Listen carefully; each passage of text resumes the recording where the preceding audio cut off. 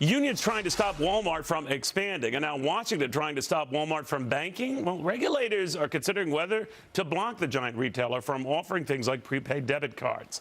What's next? The governor then telling it to get rid of those $4 prescriptions? You never know, but we do know this. It's turning into some controversy. Elisabeth Meinecke here. We've also got Rich Benjamin and Adam Geller on whether it's time to just leave Walmart alone. Elizabeth, what do you think? Well, I'm going to look at this from the consumer's point of view, Neil, and it's that Walmart clearly has a product that these people want. I mean, their prepaid cards have done well. I think within a few months of launching their Bluebird card, had over 500,000 account holders. You know, there was a survey that came out recently that said consumers would actually consider looking at other companies besides banks for home mortgages. A third of them said they would look at Walmart. So I think the question is, you know, how do we make this work without eliminating it through excessive regulation? What do you think, Rich?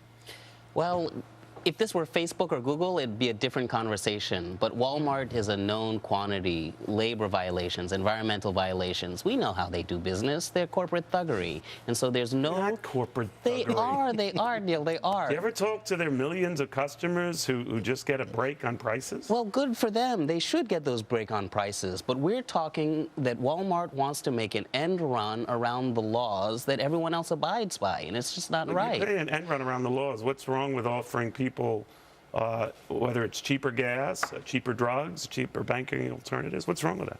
So we don't understand why they can't abide by the banking laws that other bankers who offer financial products to their customers abide by, why they're avoiding oversight or the regulations that Chase or Citibank or the other folks. Well, we don't know whether they'd avoid oversight. They wouldn't be separate fiefdoms here. But what do you make of all this?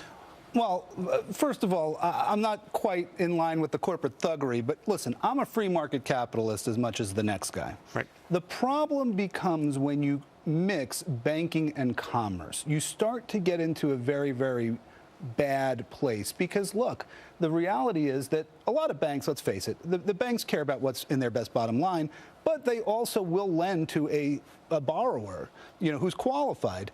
Will Walmart do that? What if Walmart, you know, is in a position where they can lend to somebody who would potentially compete against Walmart? You get into a lot of sort of bad places because originally banking and commerce simply weren't supposed to mix. Here's the last thing I would say. If they're going to get into the banking business, they should be as regulated as all the other banks. If you're going to compete on the same level. All right, then fine, compete on the same scale. But I remember a lot of these dire warnings, Elizabeth, when we started these affinity cards. You know, Boy Scouts of America have a Visa card, or I'm just using an example, but other causes, companies all attaching their names to Visa or MasterCard, what have you. And it was not the death knell that many thought it would be or the chicanery that many thought would evolve. I sometimes think this is a static industry and a state industry and an insular industry that doesn't like competition. Yeah, that's the thing. I mean, I think competition would help the industry. And again, Walmart is offering a product that people want. So if the banks can't offer a similar product to Walmart because of regulation and laws, then shouldn't you be looking at the regulation and laws and making sure that the ones that are in place are actually going to help consumers have the best choices? Well, that's what I fear, you are putting yourself in the opposition then of trying to stand with the banks that many have argued, not you in particular, maybe a good doctor here, about how, you know, crafty and thieving they've been. And now you're potentially aligning yourselves with the thieves you know than the new thief who you fear. Well, first of all, let me say in defense of banks, there's plenty of competition in the banking industry. Banks compete against one another. They compete against credit unions. They compete against financial institutions. So there's plenty of competition. And again, then they have nothing to fear. They have nothing to fear if they're competing against an institution that has the same regulations and is operating. But we don't know whether Walmart won't have the same regulations. Well, I think that's pretty much what the controversy is. Walmart is going. But if they did, would you be for it?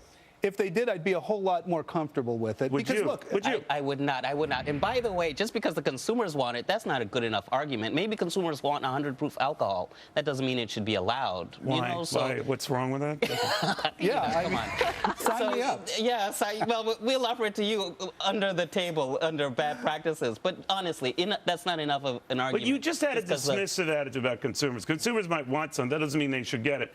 Now, I know what you were saying in jest, but I think the bigger point is here, Consumers needed a break on prescription drugs. Walmart gave it to them. Yeah. Consumers needed a break on gasoline. Walmart gave it to them. Consumers needed a break on everyday items you purchase for everyday life. Walmart gave it to them. That does not make them saints, but getting into banking doesn't make them sinners either. It doesn't make them sinners. I'm just worried about the type of consumers. These are underbanked consumers that Walmart, with its power, could just steamroll over them.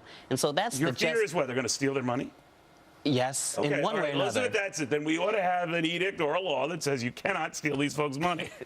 What do you think? Well, I mean, people have a choice to make. You know, you can put your money with Walmart, or you can go to a traditional bank and do that. So, I mean, I think you're a little bit underestimating, the people on that. And in addition, well, you might have some practices with Walmart that you disagree with, but they've also done some good things. And, some of the manufacturing standards that they have forced some of their products to align to have actually created good things. You can talk to Stonyfield Yogurt. I mean, some of that, I think, actually helped get organic yogurt into school lunches. So, I mean, I don't think that there's necessarily a black and white when it comes to Walmart on this. I think you have to kind of look at the whole picture. And Adam, isn't competition good, period? Competition is great.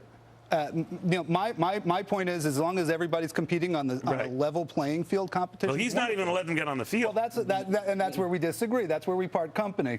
I think competition is great, and I'm all for it. But I think if Walmart is going to get into the banking industry, then Walmart's got to be a bank, not a retailer who also happens to do banking. Final thoughts.